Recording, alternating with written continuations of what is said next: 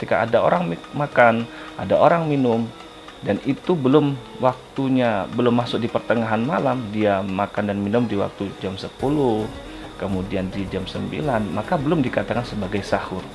Assalamualaikum warahmatullahi wabarakatuh. Bismillah, alhamdulillah, wassalatu wassalamu ala rasulillah wa ala alihi wa sahbihi wa mawalah, amma ba'dah. Kali ini kita akan membahas beberapa kesunahan berpuasa, khususnya di bulan Ramadan. Yang pertama adalah ta'jilul fitri idza tayaqqanal ghurubah, yakni menyegerakan, bersegera di dalam berbuka puasa. Dengan qaid idza tayaqqanal ghurub, kalau dia sudah memiliki keyakinan bahwa itu sudah masuk ghurub, sudah masuk terbenamnya matahari, sudah masuk di waktu maghrib. Kalau dia sudah memiliki keyakinan untuk hal itu, maka dia disunahkan untuk bersegera di dalam berbuka. Dengan catatan dia yakin bahwa itu sudah masuk waktu ghurub, sudah masuk waktu terbenam matahari. Bi khilafi ma idza syakka, karena berbeda ketika dia ada keraguan, fajibu alaihi ayya'mala bil ihtiyat. Kalau dia memiliki keraguan dalam hatinya, ini sudah ghurub atau belum, ada keraguan, ada syak di dalam hatinya, maka ayya'mala bil ihtiyat. Yang dia gunakan, yang dia pakai adalah kaidah ihtiyat. Dia berhati-hati, yang akhirnya wa yu'akhiral fitrah, dia mengakhirkan daripada berbuka puasa. Itu kesunahan puasa yang pertama. Kemudian yang kedua adalah as-suhur walau bijur'ati ma, yakni dia sahur walaupun dengan seteguk air. Wa yadkhulu waktu suhur min muntasifil lail, dan waktu sahur ini masuk atau mulai kapan sih kita dikatakan sahur? Yakni min muntasifil lail, ketika berada di tengah malam. Artinya ketika ada orang makan, ada orang minum, dan itu belum waktunya, belum masuk di pertengahan malam, dia makan dan minum di waktu jam 10, kemudian di jam 9, maka belum dikatakan sebagai sahur. Karena wa yadkhulu waktu suhur min muntasifil lail, dihitungnya sahur itu dari pertengahan malam. Baik, yang ketiga, takhiru suhur bihaitsu la yafshuhu at-takhir. Kemudian masuknya sahur tadi dihitung dari pertengahan malam. Dan kesunahan puasa yang ketiga adalah mengakhirkan daripada sahur bihaitsu la yafshuhu at-takhir, tapi ya tidak sampai akhir-akhir banget. Diakhirkan tapi tidak sampai akhir-akhir banget. Wa yumsikuna dban anil akli qabla al-fajri, dan dia disunahkan, dianjurkan untuk menahan diri dari makan dan minum tentunya qabla al-fajri, menjelang fajar, binahwi khamsina ayah ruba asa'ah, dengan sekadar ketika kalau diperhitungkan dengan baca Al-Quran, maka dia ini menahan diri daripada makan dan minum. Artinya udah jangan makan dan minum itu menjelang fajar, sekiranya dia membaca 50 ayat, yakni 50 ayat itu adalah rubu sa'ah, seperempat menit, 15 menit itu dia gunakan untuk menahan, jangan sampai dia makan dan minum lagi. Itu dianjurkan semacam itu menjelang fajar. Kama qala sahibu sofati zubat wa sunama ilmil ghurubi yuftiru bisur'atin wa aksuhut tasahhuru. Kemudian al-fitru ala rutab witron, kesunahan berpuasa lagi adalah dia berbuka puasa dengan rutab witron. Dengan rutab itu ya kurma, dia mengartikan dengan kurma basah begitu. Simpelnya kita katakan semacam itu. Walaupun jelas ada perbedaan antara rutab dan tamar, kadar airnya ada perbedaan. Maka disunahkan ketika berbuka puasa dengan rutab dulu, dengan jumlah yang ganjil, fayuqaddimuhu awalan.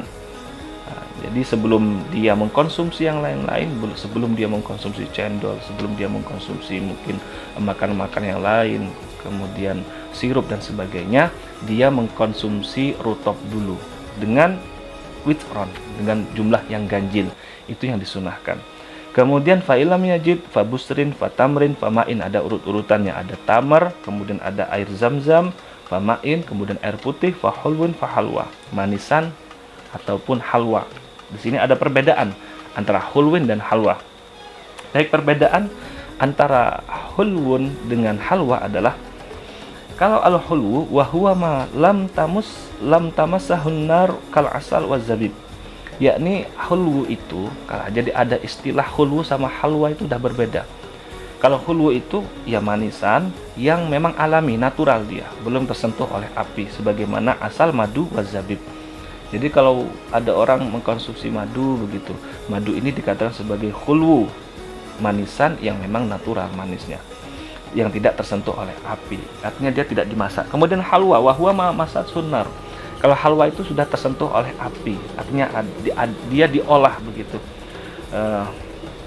Yang kelima daripada kesunahan berpuasa adalah al-itsyan bidu'ail iftar, yakni ketika dia berbuka puasa dia berdoa, doa berbuka puasa. Apa doa buka puasa? Di sini dikatakan doanya adalah Allahumma lakasumtu wa bika amantu wa ala rizkika aftartu. Ya Allah, hanya kepada Engkau hambamu ini berpuasa, wa bika amantu, dan hanya kepada Engkau kami ini beriman, hambamu ini beriman, wa ala rizkika aftartu, dan hanya kepada rizki Engkau ya Allah hambamu ini berbuka puasa.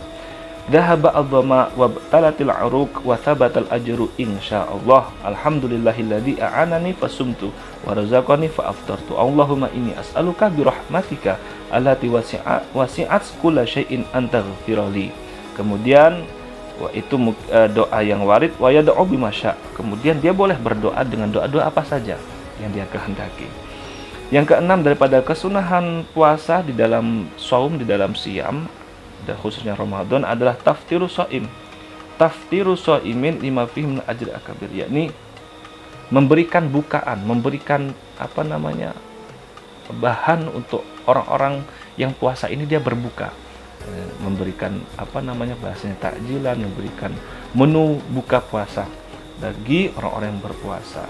Akhirnya kadang ada komunitas yang kemudian berbagi-bagi takjil dan sebagainya. Ini dalam rangka mengamalkan kesunahan Ramadan, kesunahan puasa, yakni taftirus shaimin, memberikan bukaan terhadap orang yang berpuasa. Kenapa lima fihi minal ajri kabir? Karena dalam hal tersebut, dalam aktivitas itu memberikan bukaan terhadap orang yang berpuasa ini terdapat pahala yang besar. Begitu. Nah, ini berdasarkan hadis. Fafil hadis man fattara shaiman kana lahu mithlu ajrihi ghairi annahu la yunqasu min ajri shaim syai'an. Besar pahalanya dan tidak akan terkurangi dari pahalanya orang yang berpuasa. Rawahu at-Tirmidzi wa sahih Ibnu Majah wa Ibnu Khuzaimah wa Ibnu Hibban. Kemudian ketujuh kesunahan daripada kesunahan daripada Ramadan berpuasa adalah al-ightisal minal janabah qabla al-fajri, yakni dia mandi daripada janabah sebelum fajar. Jadi sebelum fajar dia sudah dalam kondisi suci, sehingga ketika dia masuk di puasa dia sudah ba'dal fajri, itu dia sudah dalam kondisi suci. Kenapa? Khuruja minal khilaf, karena keluar daripada perkhilafan para ulama. Walika yabda'a shaumuhu tahiran, supaya dia memulai puasanya dalam kondisi suci. Yang kedelapan adalah al-ightisal kulla lailatin min layali Ramadan ba'dal maghrib. Kesunahan lagi yang kedelapan adalah mandi setiap malam daripada bulan Ramadan ba'dal maghrib, setelah maghrib. Setelah dia berbuka, dia mandi.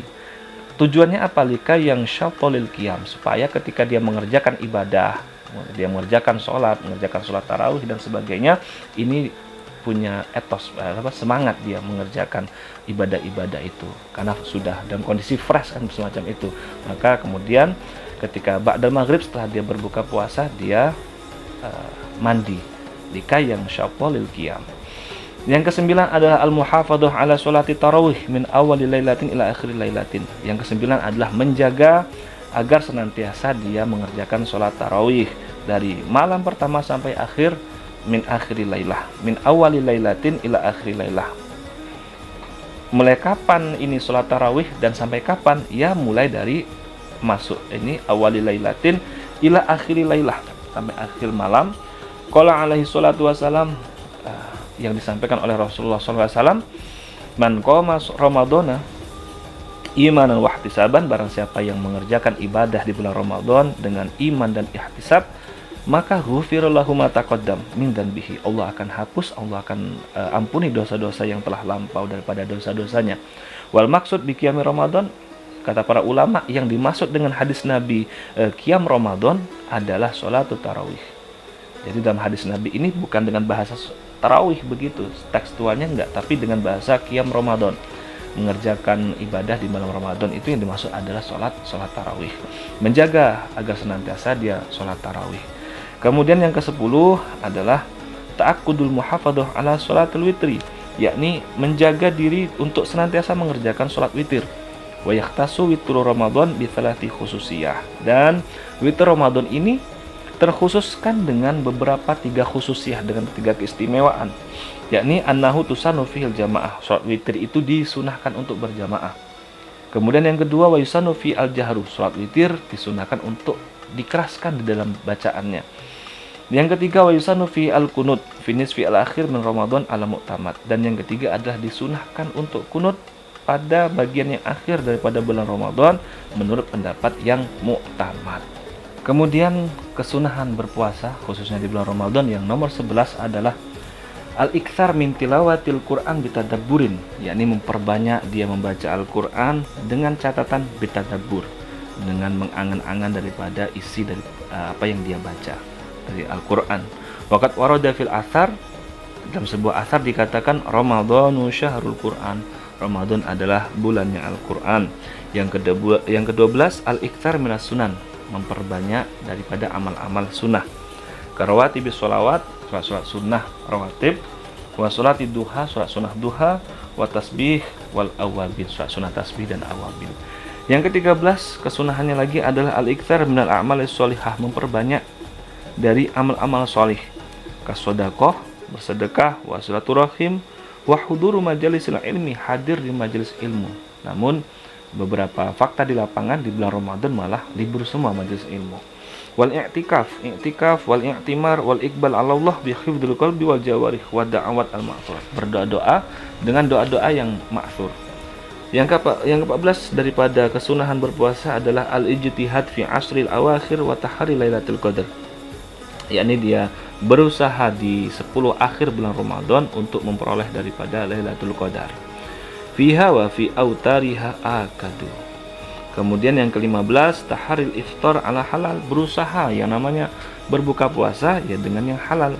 Kama qala al-Imam Abdullah bin Husain bin Tahir fi hadiyatis sadiq fi hadiyatis siddiq waftir ala halal ya talibal kamali. Ke-16 kesunahan berpuasa atau si'ah alal ayal, di bulan Ramadan ketika dia berpuasa dia berbuat luas terhadap keluarga. Biasanya dicontohkan misalnya belanjanya pada hari-hari biasa 50, 100, ini diberikan lebih, dan contoh-contoh yang lain.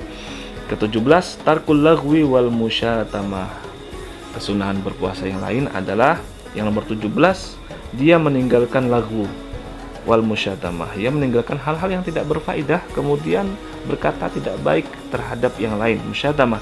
Maka fa in syatamahu ahadun fayatadzakkaru biqalbih annahu shaimun, ketika ada orang berkata tidak baik terhadap dirinya yang kemudian mungkin bisa memancing terhadap emosinya, maka dia ingat biqalbi, dengan hati, tapi bukan dengan lisannya, dia ingat dalam hatinya, di dalam hatinya dia katakan ini shaim, semacam itu. Kemudian faidatun qala al-Imam Abu Hamid Al-Ghazali sahibul Ihya, ini sebagai pengingat bagi kita semua bahwa puasa terbagi menjadi 3, kata al-Imam Ghazali. Pertama, shaumul umum, shaumul khusus, shaumul khususil khusus. Yakni shaumul umum itu adalah puasanya al-awam, orang-orang semacam kita ini. Wa huwa as-shaum 'anil mufattirat al-mubtilah lis-shaum. Pokoknya puasa menahan diri dari hal-hal yang dapat membatalkan puasa. Itu dah puasanya umumnya orang semacam itu. Kemudian di atasnya lagi level shaumul khusus, al-khawas, orang-orang terkhusus.